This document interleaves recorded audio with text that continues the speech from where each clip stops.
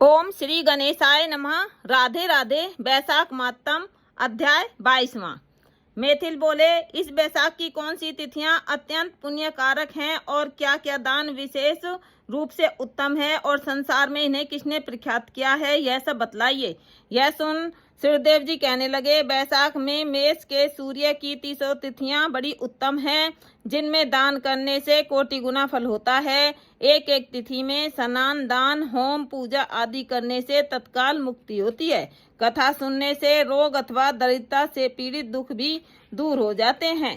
जो इन तिथियों को व्यर्थ व्यतीत करता है वह गोधाती, कीर्तधन, मित्रधाती और आत्मधाती होता है। दरिद्री, धनवान, लंगड़े, अंधे, विधवा स्त्री, बालक आदि सबको यह वैशाखोक्त धर्म अत्यंत सुख से साधन के योग्य हैं। चैत्र के महीने में जब मेष की संक्रांति हो, उसी समय पापों के नाश करने वाली अमावस्या कोटि गया करने के फल देती है। यह एक पितृश्वरों के संबंध की पुरानी कथा चली आती है, जो हर्क और पितरों की है। जब पृथ्वी पर साविन मनवंतर का राज्य था, 30वें कलयुग के अंत में जब संपूर्ण धर्म नष्ट हो गए, उस समय आनर्त देश में धर्मवन नाम का कोई ब्राह्मण हुआ। उसने उसी कलयुग में प्रथम पद में मनुष्यों को पापों से युक्त और अपने अपने वर्ण धर्मों से हीन देखा। तब एक दिन वह मुनि महात्माओं के शत्रु यज्ञ के दर्शन के निमित्त पुष्कर क्षेत्र गया। वहां ऋषि मुनि लोग कलयुग की प्रशंसा कर रहे थे कि सतयुग में जो वर्ष भर में माधव भगवान की प्रसन्न होते हैं, सो त्रेता में 1 मास में और द्वापर में 1 ही पक्ष में होते हैं।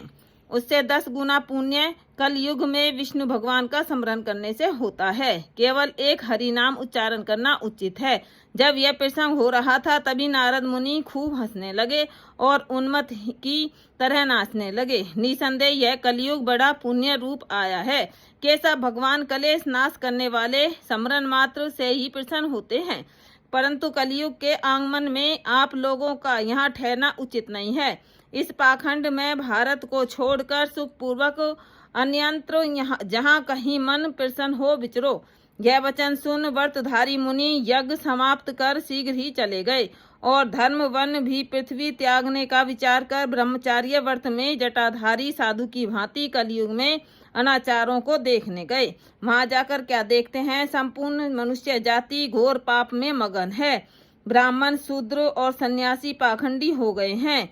पत्नी पति में, गुरु शिष्य में, सेवक स्वामी में, पिता पुत्र में परस्पर विरोध रहता है। ब्राह्मण शूद्रवत गो बकरी के समान हो गई है। वेद कहानी मात्र हैं, सत्य कर्म साधन हो गए हैं। देवताओं की जगह भूत प्रेत आदि की पूजा होती है।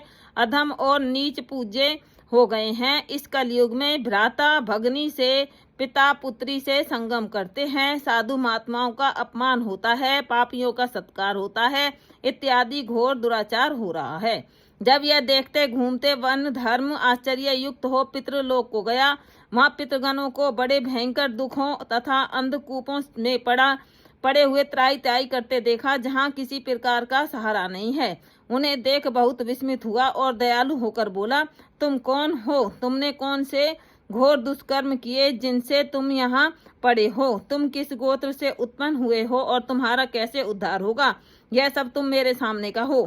तुम्हारा आज ही कल्याण हो जाएगा। उसके ऐसे वाक्य सुन दुख से व्याकुल पितृश्वर प्रसन्न हो दीनवाणी से कहने लगे, हम श्री वत्स गोत्री हैं, हमारा वंश पाप से छीन है, हमारे लिए पिंड देने वाली कोई भी संतान नहीं है।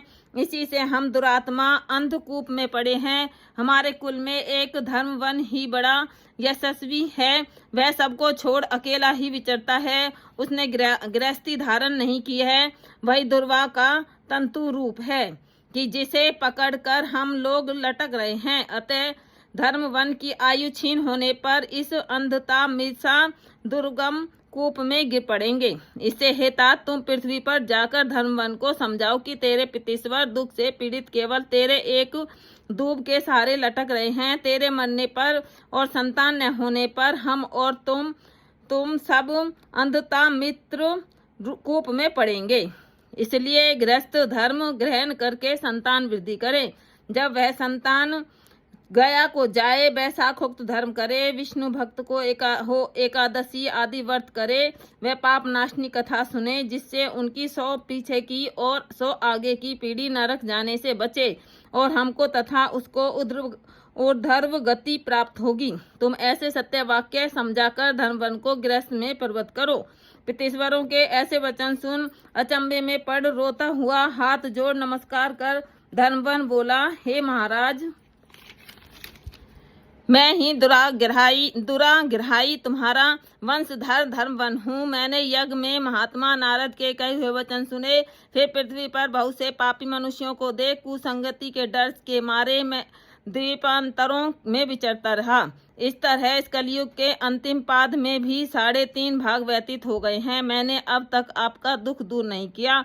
मैं अब आपकी आज्ञा का पालन देव ऋषि पितृश्वरों को तर्पण पूजादि करते हुए करूंगा और ऐसा आशीर्वाद मांगा कि सांसारी कर्तव्य करने पर भी कलयुग की बाधा न हो। हे राजन, धर्मवन के कहने पर पितृश्वर बोले, हे पुत्र, तू गृहस्थ धर्म में प्रवृत्त हो, संतान उत्पन्न करके हमारा उद्धार कर, क्योंकि जिसके घर में तुलसी वृक्ष, शालिग्राम, महाभारत आदि ग्रंथ हैं, जहाँ कथा सत्संग होते रहते हैं, हरि स्मरण कीर्तन और बैसाखोक्त धर्म आदि शुभ कर्म होते रहते हैं, वहाँ कलयुग बाधा नहीं पहुँचाता है। हे पुत्र, इसलिए तू पापात्मा युग की चिंता मत कर, शीघ्र घर जा। इस माधव मास में सबके उपकार के लिए मेष की संक्रांति की 30 तिथियों में बैसाखोक्त धर्म कर, जिससे करोड़ों गुने फल मिलते हैं। चैत्र की अमावस्या में पिंडदान श्राद्धादि के कर जल से भरा घड़ा जिसमें कपूर और अगर की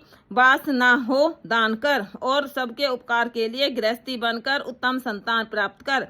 पीछे मुनि की वृत्ति धारण कर सुख पूर्वक दीपों में विचरना। पितृश्वरों की ऐसी आज्ञा पा धर्मवन शीघ्र ही पृथ्वी पर आया और चैत्र मास में मेष की संक्रांति के दिन प्रातःकाल स्नान कर देव ऋषि पितृश्वरों का तर्पण कर जल का भरा घड़ा दे और पाप नाश करने वाला श्राद्ध करके उस अपने पितृ वर्ग को ऐसी मुक्ति दी कि जिससे आवागमन छूट जाए।